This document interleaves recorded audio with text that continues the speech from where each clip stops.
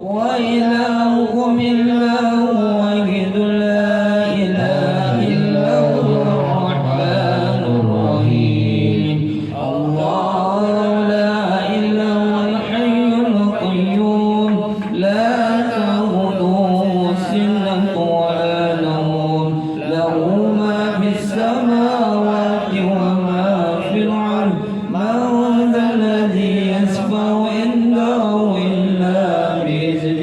يعلم ما بين أيديهم وما خلفهم ولا يحيطون بشيء من علمه إلا بما شاء وسع كرسيه السماوات والأرض ولا يؤوده حفظهما وهو العلي العظيم لله ما في السماوات وما في الأرض وإن تبدوا ما بأنفسكم أو تخفوه يحاسبكم به الله فيغفر لمن يشاء ويعذب من يشاء والله على كل شيء قدير آمن الرسول بما أنزل إليه من ربه والمؤمنون كل آمن بالله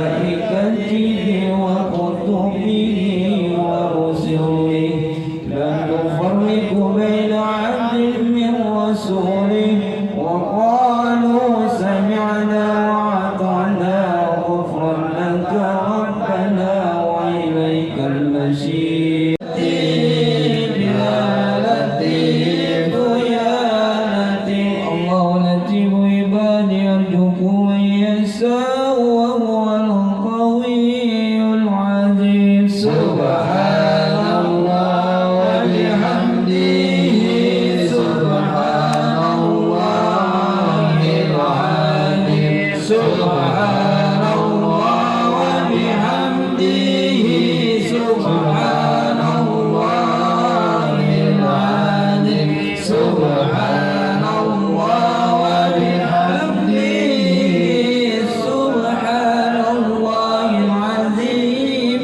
وبحمده اللهم صل على حبيبك سيدنا محمد وعلى آله وصحبه وسلم يا رب صل على محمد يا رب بلغه الوصيلة يا ربي صل على محمد يا ربي صل عليه وسلم يا رب صل على محمد يا رب خصه بالفضيلة يا ربي صل على محمد يا ربي صل عليه وسلم يا رب صل يا رب صل على محمد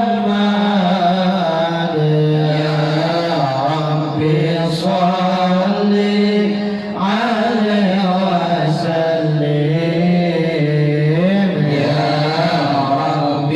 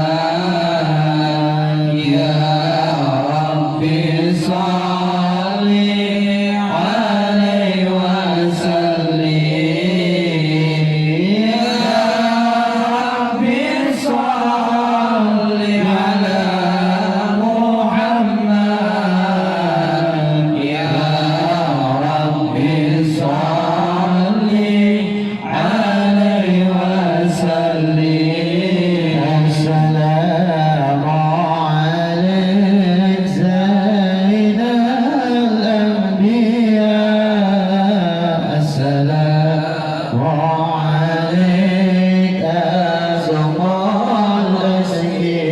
الأزكياء السلام عليك زين الأنبياء السلام عليك أزكى الأزكياء السلام عليك أزفى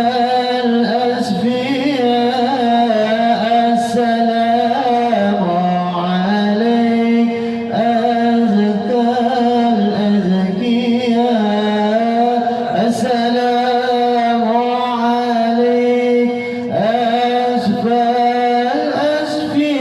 الأزفياء السلام عليك أزكى الأزكياء السلام عليك من رب السماء السلام عليك السلام عليك عليك يا رسول سلام عليك يا حبيب السلام عليك صلوات الله عليك أشرق البدر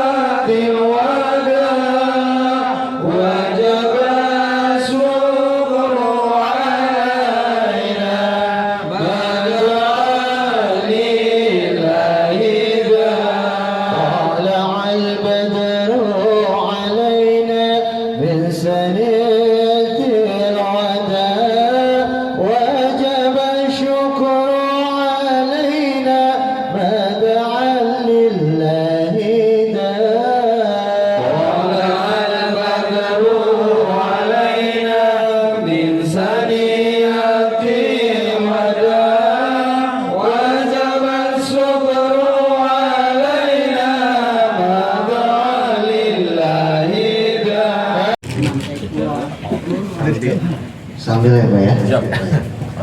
Assalamualaikum warahmatullahi wabarakatuh. Alhamdulillahilladzi bi ni'matihi tatimmus shalihat wa bi fadlihi tatanazzalu rahmat wa bi tawfiqihi tatahaqqaqul maqasid wal ghayat. أشهد أن لا إله إلا الله وحده لا شريك له وأشهد أن سيدنا محمدا عبده ورسوله لا نبي بعده اللهم صل وسلم على هذا النبي الكريم سيدنا وحبيبنا وشفيعنا. Puji syukur kita panjatkan kepada Allah Subhanahu wa taala. Alhamdulillah pada malam hari ini kita bisa bersilaturahmi duduk bersama dalam rangka kegiatan rutinitas kita ya Pak, yaitu Majlis Ta'lim Riyadul Jannah yang kita adakan setiap 2 minggu sekali, dan sekaligus hadir sahibul bait Bapak Imam atas tasyakuran rumah beliau dan selamatan atas kesembuhan dari putra beliau yang bernama Adinda Ahmad Juna Reviansah ya. Mudah-mudahan semua hajat-hajat kita, wabil khusus hajat dari sahibul bait Allah kabulkan, dan putra beliau Adinda Ahmad Juna Reviansah semoga Allah selalu jaga kesehatannya, amin ya Allah ya rabbal alamin. Salatu wassalam semoga dilimpahkan kehadiran baginda Nabi besar kita Muhammad sallallahu alaihi wasallam yang telah membawa umat ini nabiumatin au minadhalalatil huda. Hadirin jamaah sekalian, alhamdulillah pada malam hari ini kita diundang sekaligus menjadi ta'lim oleh sahibul bait dalam rangka tasyakur bi nikmah, bersyukur atas nikmat Allah. Yang pertama tasyakur atas rumah beliau, yang kedua tasyakur selamatan atas kesembuhan dari putra beliau. Mudah-mudahan hajat dari sahibul bait Allah kabulkan. Ya. Hadirin jamaah sekalian, kalau bicara syukur, kalau bicara nikmat Allah, nikmat atau rezeki Allah itu tidak pernah terhenti tercurahkan untuk kita semua Pak. Namanya nikmat rezeki itu adalah pemberian. Kalau namanya pemberian pasti ada yang memberi, ada yang memberi. Nikmat atau rezeki Allah itu adalah pemberian dari Allah Subhanahu wa ta'ala. Nikmat atau rezeki dari Allah itu tidak pernah berhenti Allah curahkan kepada kita, bahkan dari kita sejak dalam kandungannya ibu kita Pak ya. Kita bisa hidup dalam kandungan ibu kita ya, alhamdulillah 9 bulan 10 hari kita dilahirkan oleh ibu kita, itu kita bisa hidup, itu adalah rezeki dan nikmat dari Allah Pak. Dari kita bangun tidur sampai kita tidur lagi, Allah memberikan rezeki kepada kita tidak henti-hentinya Pak. Bahkan tidur pun adalah rezeki dari Allah. Kenapa Pak tidur pun rezeki? Karena sekarang tuh banyak orang nggak bisa tidur Pak. Ya, banyak orang sekarang tidur pun harus pakai obat Pak. Berarti kita ini yang tidurnya gampang berarti rezeki dari Allah, nggak perlu pakai obat Pak. Ya. Allah tidak minta apapun atas rezeki yang diberikan kepada kita, hanya Allah minta kita bersyukur kepada Allah. Yang hal ini disampaikan Allah dalam firman-Nya di surat Ibrahim Pak, wa in ta'adzana rabbukum la in syakartum la azidannakum wa la in kafartum inna azabi lasyadid. Ya, kata Allah, apabila kamu bersyukur la azidannakum. La-nya di sini kalau dalam ilmu nahwu Pak, maknanya la taukid.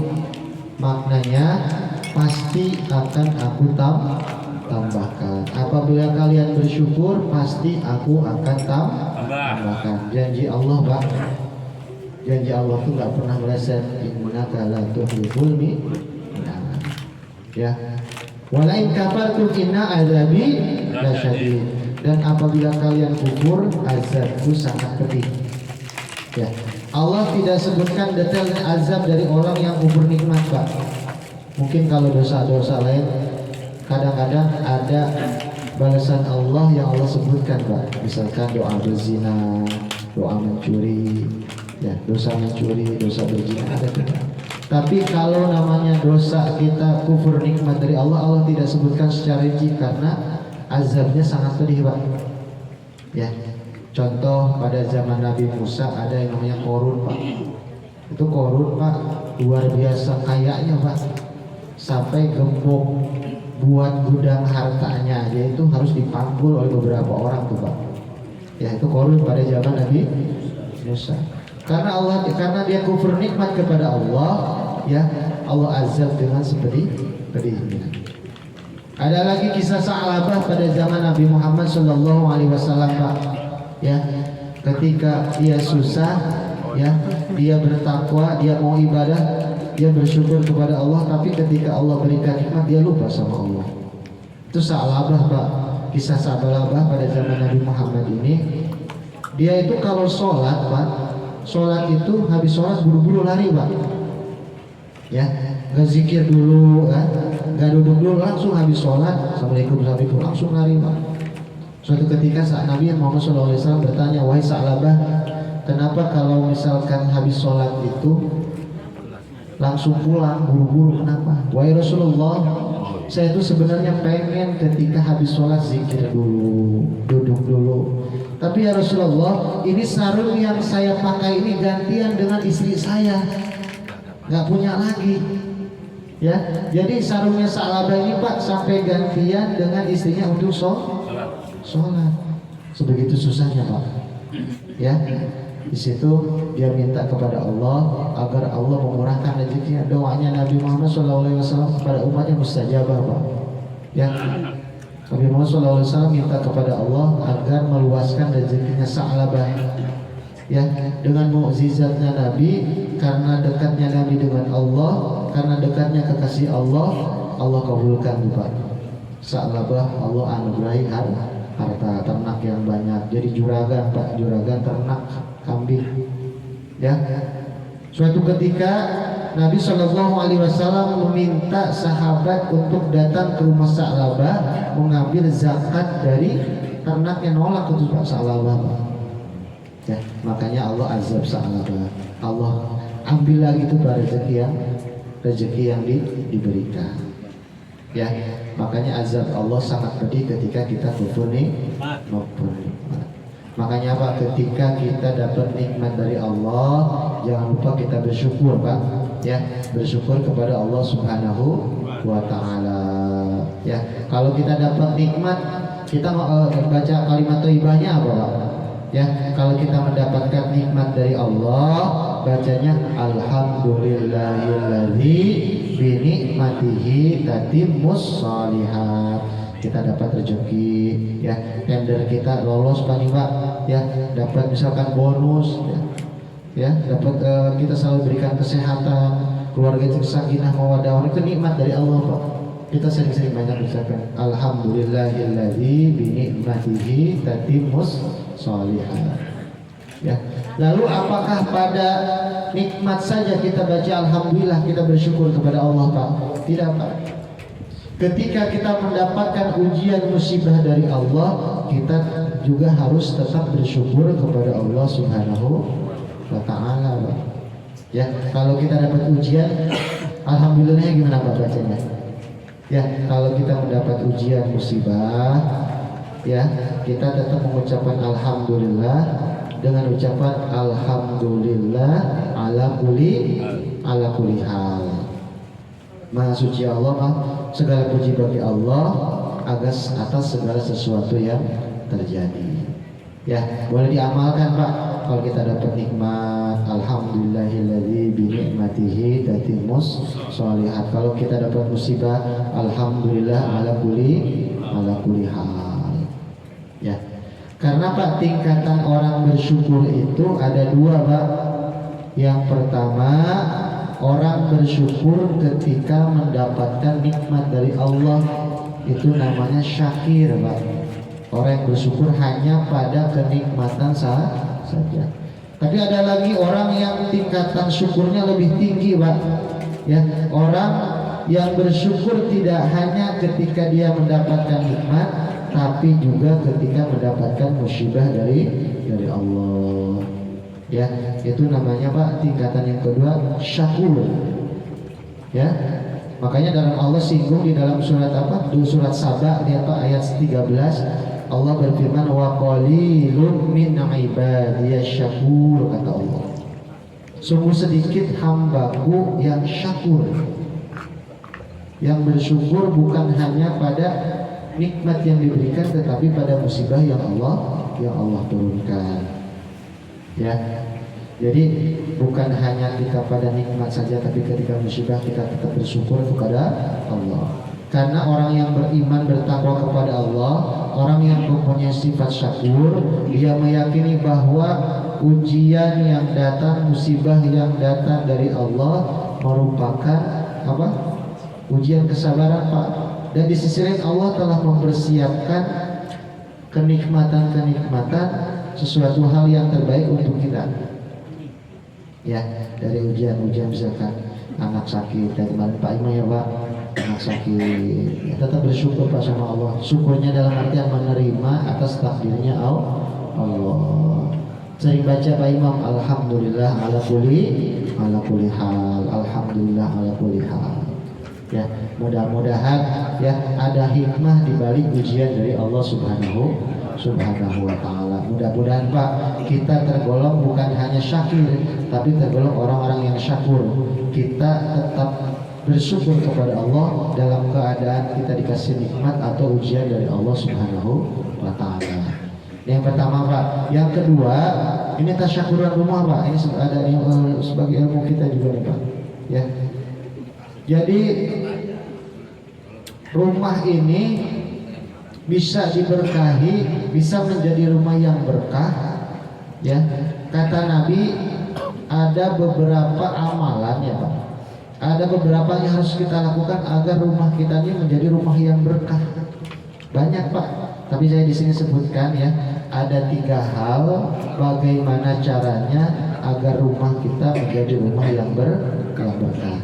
Yang pertama kata Nabi, rumah ini biar berkah dijadikan layaknya seperti masjid Pak.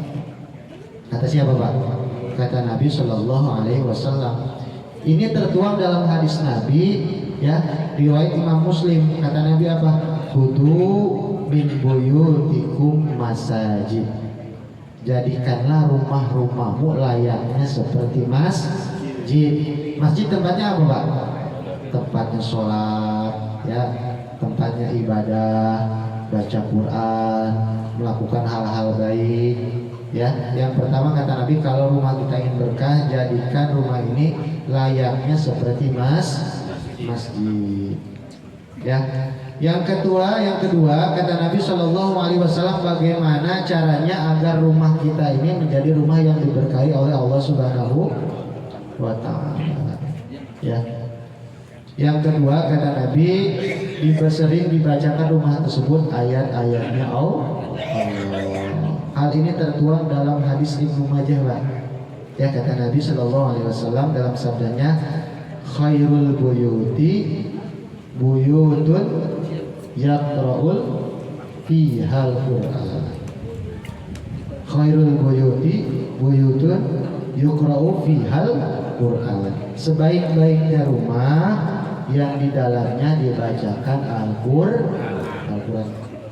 Pasti ya di kita tuh masing-masing di rumah itu Al-Quran ada ya Pak.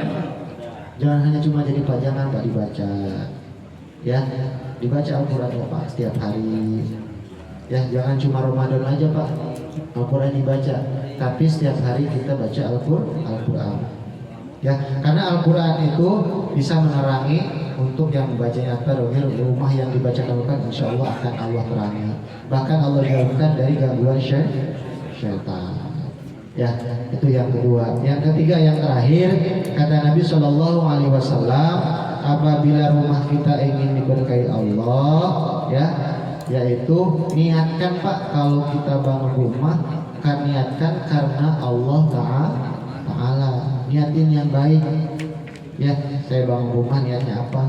Untuk menunjang ibadah, misalkan ibadah kita Ya, karena kata hadis Nabi, sabda Nabi di dalam hadis Al-Bukhari, ya, Nabi bersabda, "Man bana baitan lillah," barang siapa yang membangun rumah lillah karena Allah, banallahu lahu buyutan fil jannah. Allah akan membangunkan rumah di surga, Pak.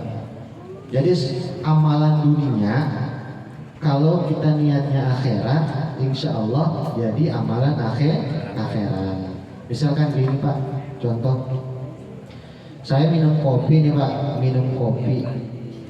Kalau kita minum kopi, minum, tapi niatin Pak, saya minum kopi biar kuat ibadah. Itu minum kopi jadi ada pahalanya. Kita niat makan Pak, niatin makan untuk kuat kita ibadah. Niatin tidur, ya, niatin tidur sore-sore biar apa? Biar nanti bisa bangun tahajud. Ya, kita niat kerja, berangkat pagi, pulang niatin untuk apa? Untuk menafkahi anak istri kita, keluarga itu jadi ibadah, Pak. Ya. Bahkan berangkatnya kita dari rumah ke tempat kerjaan kita niat karena Allah untuk menafkahi anak istri. Kalau kita mohon maaf wafat di jalan tuh ini pahalanya pahala jihad, Pak. Pahala jihad bisa billah. Maka banyak amalan-amalan dunia yang niatnya untuk akhirat maka menjadi amalan akhirat. Tapi banyak juga amalan-amalan akhirat yang niatnya dunia ya menjadi amalan dunia. Misalkan gini Pak, dia bersedekah tapi niatnya untuk riya, misalkan ingin dilihat orang, ingin dipandang orang, ingin dipuji, ini pahala sedekahnya hilang Pak. Itu kan kalau sedekah amalan apa? Amalan akhirat. Tapi niatnya untuk yang tidak baik. Niatnya untuk pamer misalnya, untuk takabur, untuk itu jadi amalan dunia, Pak. Ya, maka di sini kalau kita bangun rumah pun kata Nabi, kalau kita bangun karena Allah Taala ingin cari ridho Allah dan rumah tersebut nih kita niatkan untuk kita bernaung, untuk anak istri kita, untuk sarana kita ibadah, insya Allah menjadi pahala. Bahkan Allah katakan, banallahu lahu buyutan fil, maka Allah akan bangunkan rumah di surga. Ya, mudah-mudahan kita selalu memperbaiki niat kita apapun yang kita lakukan karena Allah Ta'ala. Baik, itu saya yang dapat saya sampaikan. Wabillahi taufiq wal hidayah. Assalamualaikum warahmatullahi wabarakatuh.